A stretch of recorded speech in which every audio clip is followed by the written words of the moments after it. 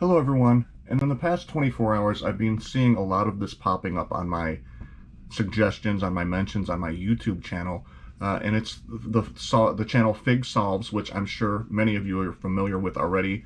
I'm going to link the description to this video, or link to his video here in the description, so you can have reference here. But he interviews and posts an interview with somebody named Hannah Shakespeare, who's the creator and executive producer of a Delphi documentary that she created in 2019. I believe she's a California-based journalist, but it wasn't released until the public until 2023. And some of the things that are in this documentary are shocking, but to me, this one is the most revealing. She actually meets up with one of the witnesses, who at the time was 18 years old, who crossed paths with Bridge Guy, and was able to identify him and help police make the sketch that we know to be the first Bridge Guy sketch, with kind of the beard and goatee. And here's what this witness had to say when she talked to Hannah Shakespeare. This is fascinating. This girl is the only one that can place Bridge Guy on the location at a specific time and thereby set the entire crime flow to the murders. That's her. It's nice to meet you. Can you walk me through the morning, the day, you guys went out there? She says, and they blur out her voice, they blur out her face, as to not be able to identify who this witness was. And this witness says, it was really nice out and the sun was shining, and it was like a good day to go and take pictures of the High Bridge because I always take pictures out there. So you're hanging out down there, and then you were walking away from Monon High Bridge, and you saw the guy that we now know to be Bridge Guy coming toward you.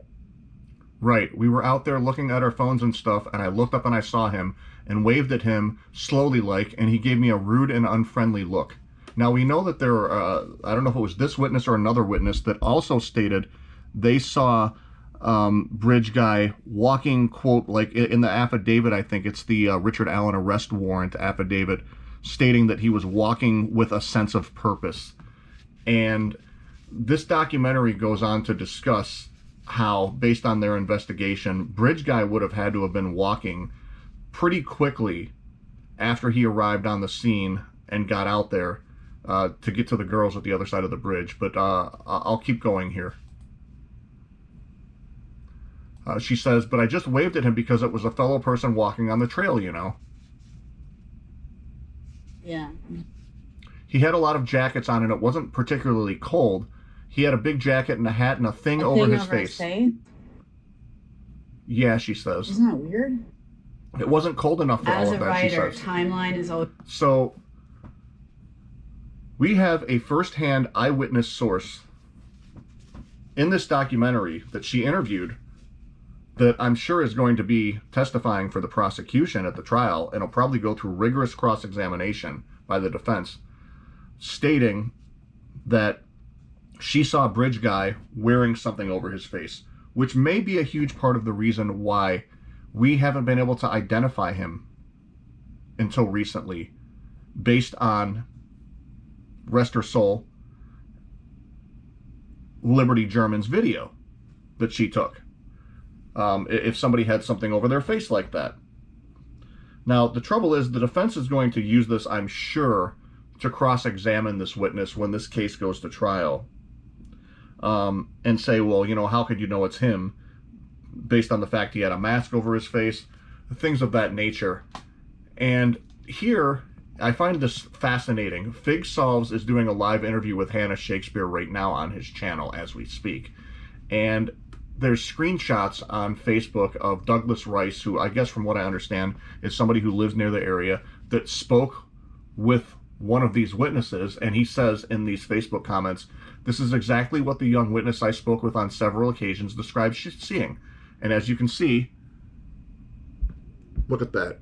It's a picture of Bridge Guy with, lo and behold, the hoodie and the mask over part of his face.